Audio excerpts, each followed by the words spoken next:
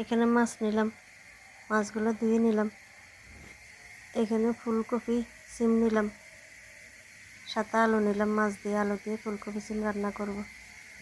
এখানে বেগুন কেটে নিলাম ছোট ছোট টুকরা করে। এখানে চিংড়ি শুটকি নিলাম, বেগুন দিয়ে চিংড়ি শুটকি ভুনা করব। ভাত বসিয়ে দিলাম, রান্নার জোগাড় করে নিলাম। এখন ফুলকপি রান্নাটা বসিয়ে দিব। আসসালামু আলাইকুম, সবাই কেমন আছেন? আলহামদুলিল্লাহ আমরা ভালো আছি। আজকে আবার নতুন একটা রেসিপি নিয়ে আসলাম। এই যে কড়াই বসিয়ে দিলাম, তেলও দিয়ে দিলাম। তেল গরম হয়ে গেছে, এখন মাছগুলো একটু ভেজে নিব।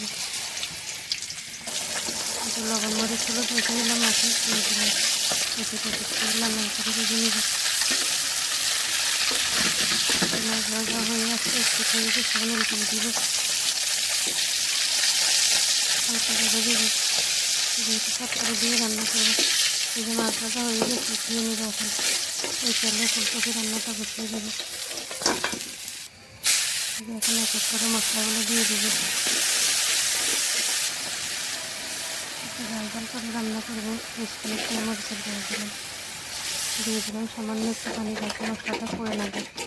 এখন মশলাটা ভালোভাবে কষিয়ে পানি দিয়ে দিব। পানি দিয়ে দিলাম, পানি দিয়ে একটু মিক্স করে নিলাম মশলার সাথে। এখন একটু ভালোভাবে জাল করে নেব।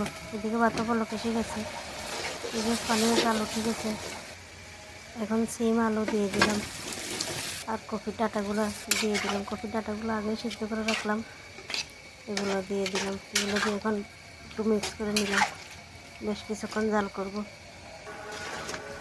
যেগুলো বলক এসে গেছে মেরে দিলাম, আর একটু কষাবো।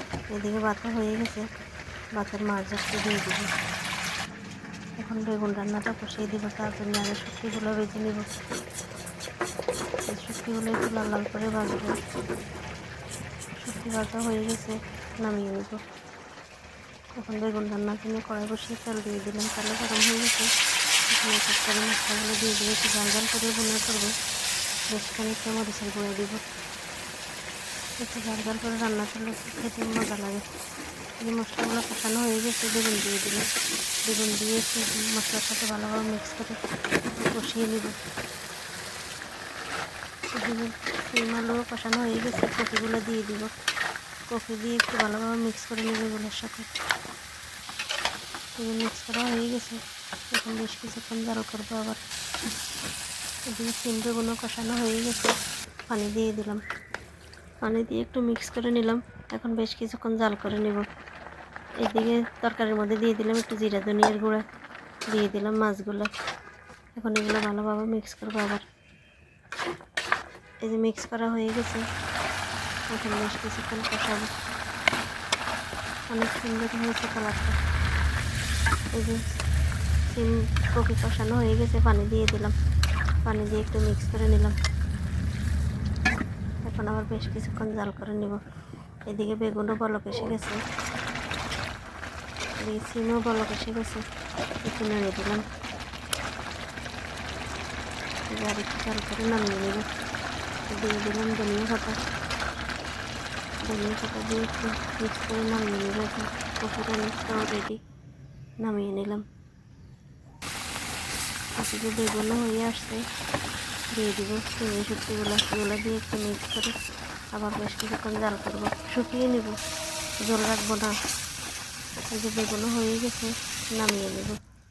বেগুনের কালারটা অনেক সুন্দর হয়েছে। এই যে রান্না কমপ্লিট, এই ছিল আজকের রান্না। এখন কাজকর্ম সেরে খাওয়া দাওয়া করব। খাওয়া দাওয়া করে নেব। আজকে পর্যন্তই। সবাই ভালো থাকবেন, সুস্থ থাকবেন। যে যেখান থেকে ভিডিওটা দেখেন, ভালো লাগলে লাইক কমেন্ট করবেন। আল্লাহ হাফেজ, সবাইকে অনেক ধন্যবাদ। আসসালামু আলাইকুম।